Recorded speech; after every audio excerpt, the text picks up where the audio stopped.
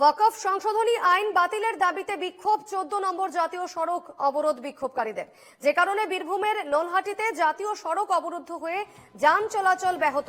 বুধবার নলহাটি পুরসভার 14 নম্বর ওয়ার্ডে জাতীয় সড়কের ধারে সমাবেশের আয়োজন করা হয়। বিভিন্ন জায়গা থেকে মিছিল করে সমাবেশ স্থলে পৌঁছন বিক্ষোভকারীরা।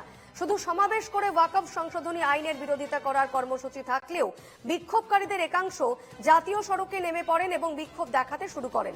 তাতেই অবরুদ্ধ হয়ে পড়ে রানীগঞ্জ মোরগ্রাম 14 নম্বর জাতীয় সড়ক।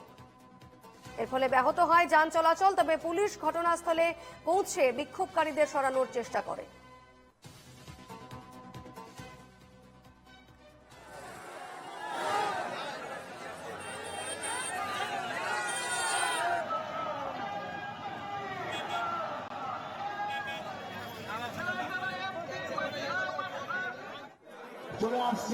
এই মুহূর্তে আমাদের সঙ্গে টেলিফোনে রয়েছেন প্রতিনিধি অঞ্জন দে। অঞ্জন, এই মুহূর্তে কি পরিস্থিতি? দীপর্ণা, দেখো, কিছুক্ষণ আগেই কিন্তু জাতীয় সড়ক থেকে সমস্ত বিক্ষোভকারীরা তারা কিন্তু নিজের এলাকায় ফিরে গেছেন।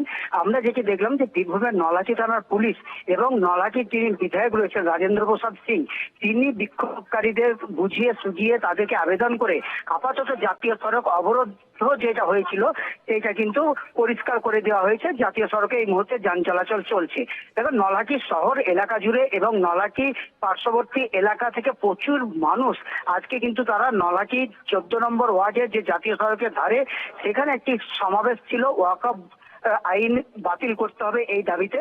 তবে প্রথমে যেটি আয়োজকরা যেটি নির্ধারণ করেছিলেন যে একটি সমাবেশ হবে, তারপর সমাবেশ থেকে তারা নিজের এলাকায় ফিরে যাবেন। কিন্তু এই সমাবেশে দেখা গেল যে যারা অংশগ্রহণকারী ছিলেন বিক্ষোভকারীরা, তাদের একাংশ তারা 14 নম্বর জাতীয় সড়কে নেমে পড়েন এবং তারা জাতীয় সড়ক অবরুদ্ধ করার চেষ্টা করেন। কিন্তু পুলিশ এবং এলাকার বিধায়ক তারা কিন্তু বুঝিয়ে সুঝিয়ে তাদেরকে সরিয়ে দেয়। আপাতত যান চলাচল চলছে। বেশ, ধন্যবাদ অঞ্জন।